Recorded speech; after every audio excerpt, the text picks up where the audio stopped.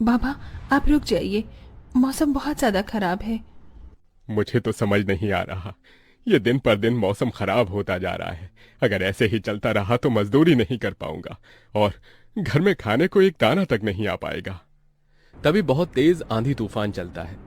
अरे देखो जरा देखो, कितनी तेज तूफान चल रहा है। अरे महेश बेटा, तू झोपड़ी के ऊपर तिरपाल तो लगा कर आया था ना?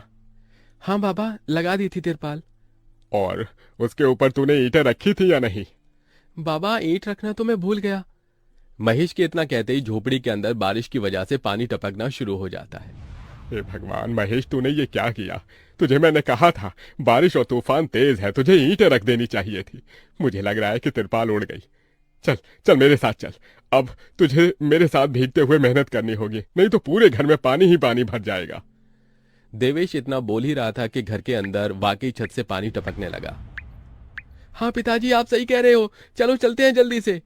दोनों बाप बेटा बारिश में बाहर निकलते हैं और झोपड़ी की छत पर तिरपाल को सही से लगाना शुरू कर देते हैं। अरे बेटा, ईंट को अच्छे से रखना, कहीं ईंट गिर न जाए। ठीक है पिताजी, सही सही रखूंगा। महेश इतना कहकर अच्छे से ईंट से तिरपाल को दबाने लगता है, जिससे छत ढक जाती है और झोपड़ी में पानी टपकना बंद हो जाता है।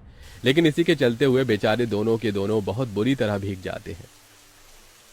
अरे चलो बेटा, बहुत ठंड हो रही है, बाहर घर में चलते हैं। चलो, बरसात में मौसम बिल्कुल ठंडा हो गया है। हाँ पिताजी, आपने बिल्कुल सही कहा, चलिए। जब दोनों बाप बेटा घर के अंदर आ जाते हैं तो मेघा उन्हें सूखा कपड़ा देती है और अपना शरीर पोंछने के लिए कहती है। आप लोग अपना शरीर पोंछ लो और सूखे कपड़े पहन लो, नहीं तो ठंड लग सकती है। मेघा के दिए हुए कपड़े दोनों पहन लेते हैं। तभी बीमार शकुंतला बिस्तर पर पड़ी हुई मेघा से कहती है। अरे बेटी, तूने खाने के लिए कुछ बनाया नहीं? माँ, मैं बारिश के रुकने का इंतजार कर रही हूँ। घर के अंदर खाना कैसे बनाऊंगी? सारे में धुआं ही धुआं हो जाएगा।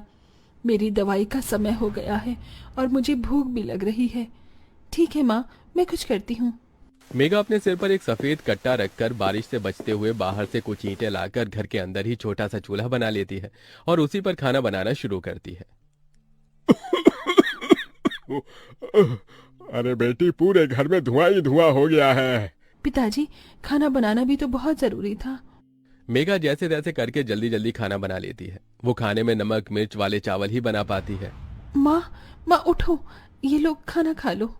शकुंतला मेघा के हाथों से खाना खाती है। शकुंतला के पूरे शरीर को पैरालाइज हुआ था, जिसके कारण ना तो वो हिल सकती थी और ना ही वो उठ सकती थी। मेरी प्यारी बेटी, इतनी कम उम्र में तेरे ऊपर कितनी जिम्मेदारी आ गई। हम गरीबों का कुछ नहीं हो सकता है। इस गरीब झोपड़ी के अंदर हम कैसे कैसे दिन देखते हैं।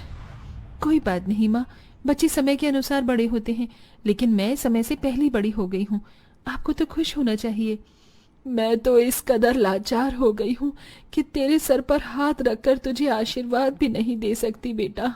शकुंतला की आंखों से आंसू निकल रहे थे। मेघा उसके आंसू पोंछकर अपनी मां को हौसला देती है, जिसके बाद वो अपने भाई और पिता के साथ बैठकर खाना खाती है। बारिश होती ही रहती है, लेकिन बारिश रुकने का नाम ही नहीं लेती। खाना खाकर वो सभी सो जाते हैं। आधी रात के समय जिस तरफ शकुंतला का बिस्तर होता है, वहां पर पानी टपकना शुरू हो जाता है। अरे ये क्या, पानी टपक रहा है। मेघा, मेघा, लगता है सो गई। अब मैं क्या करूं? ये पानी तो धीरे धीरे टपकता ही जा रहा है। शकुंतला रात भर अपने ऊपर टपकते हुए पानी को ऐसे ही झेलती रहती है, जिसकी वजह से सुबह तक उसके पूरे शरीर में बुखार फैल जाता है। अरे, अरे ये क्या माँ, आपको तो बहुत ही बुखार हो गया है।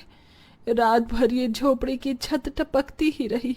मैंने तुम्हें उठाने की कोशिश की, लेकिन तुम्हारे तक आवाज नहीं गई। ये सुनकर मेघा को बहुत अफसोस होता है। वो सूखे कपड़ों पर अपनी माँ को सहारा लगाकर लिटा देती है और उनके कपड़े भी बदल देती है। लेकिन तभी अचानक से गांव में बाढ़ आ जाती है। अरे अरे ये क्या हो, यहाँ तो पानी भर रहा है। अरे लगता है गांव में बाढ़ आ गई है।